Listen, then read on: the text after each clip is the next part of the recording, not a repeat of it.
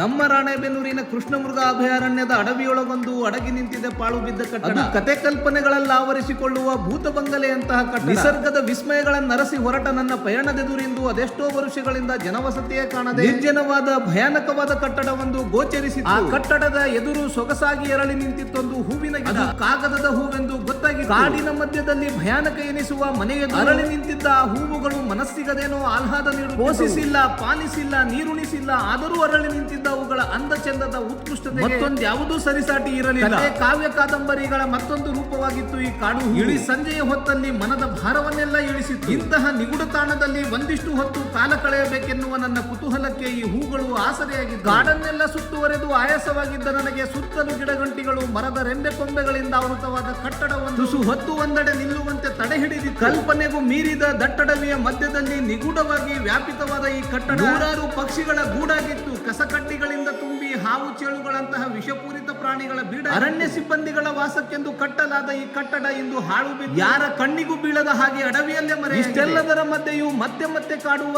ಕಾಡು ಹೂವಿನ ನಯನ ಮನೋಹರ ದೃಶ್ಯ, ಮನಸ್ಸಲ್ಲೇನೋ ಉಲ್ಲಾಸ. ಈ ದೃಶ್ಯವಂತೂ ನನ್ನ ಪಾಲಿಗೆ ವಿಸ್ಮಯಕಾರಿಯಾಗಿ. ನೀವು ಇಂತಹ ಜಾಗವನ್ನ ಹೊಕ್ಕು ನೋಡಬೇಕೆಂದರೆ ಅದು ಸಾಧ್ಯವಾಗದ ಕಾರಣ ಅದು ಚಿರತೆಯ ಓಡಾಟ ಹೆಚ್ಚಿರುವ ನೆಲೆಬೀಡಾಗಿ. ಒಂದು ಕಾಲದಲ್ಲಿ ಅರಣ್ಯ ಸಿಬ್ಬಂದಿಗಳು ವಾಸ ಮಾಡಿದ್ದ ಅಡವಿಯ ಕಟ್ಟಡವಿಂದ ಕತೆ ಕಲ್ಪನೆ ಸಿನಿಮಾಗಳಲ್ಲಿ ಬರುವ ಭೂತ ಪ್ರೇತಗಳ ವಾಸಮನೆಯಂತೆ ಕಂಗೊಳಿಸುತ್ತಿತ್ತು. ಆ ಭಯಾನಕತೆಯನ್ನ ಕ್ಷಣ ಮಾತ್ರದಲ್ಲಿಯೇ ಮರೆಸಿ ಬಿಡುತ್ತಿತ್ತು ಈ ಕಾಡು ಕಾಗದದ ಹೂವು. ಮತ್ತಷ್ಟು ವಿಸ್ಮಯಕಾರಿ ವಿಡಿಯೋಗಳಿಗಾಗಿ ನನ್ನ ಪೇಜ್ ಅನ್ನ ಫಾಲೋ ಮಾಡ್ಕೊಳ್ಳಿ.